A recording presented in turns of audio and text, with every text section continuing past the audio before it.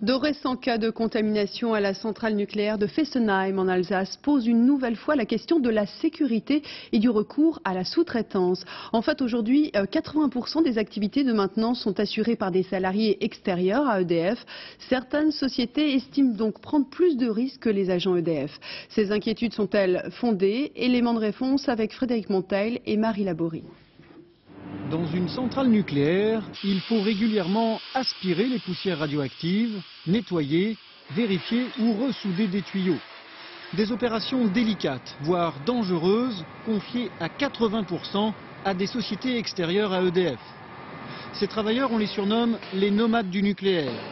Ils passent d'une centrale à une autre, d'un chantier amiante au nettoyage d'une cuve radioactive. Pendant 10 ans, Christian Angolini a fait partie de ces précaires de l'atome. Le boulot dangereux, sale, le sale boulot est fait par les prestataires. Et pour preuve, il pointe son carnet médical. Il passe régulièrement de la case RAS, rien à signaler, à contaminé, sans entraîner d'examen complémentaire. On m'a laissé croire qu'il y avait de la prévention. Or, je me suis rendu compte qu'il n'y avait pas la prévention, il n'y avait pas les moyens de protection, il n'y avait pas tout ce qui était prévu.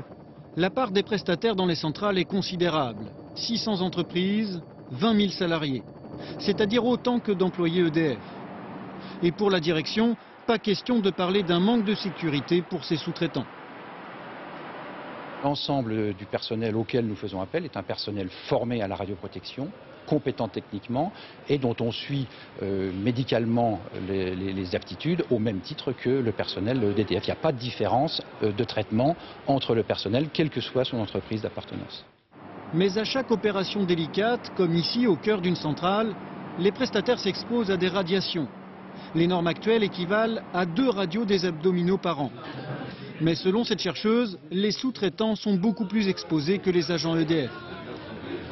Dans l'enquête que nous avons faite, les différences d'exposition allaient pour une dose mensuelle moyenne par travailleur étaient de 5 à 15 fois plus élevées entre les travailleurs extérieurs par rapport aux agents EDF. Sur les 35 sous-traitants suivis par cette scientifique, 5 sont décédés d'un cancer. Pour autant, difficile de déterminer si ces maladies étaient liées à leur travail. Dans les années à venir, l'emploi massif de robots pourrait limiter les expositions radioactives des salariés.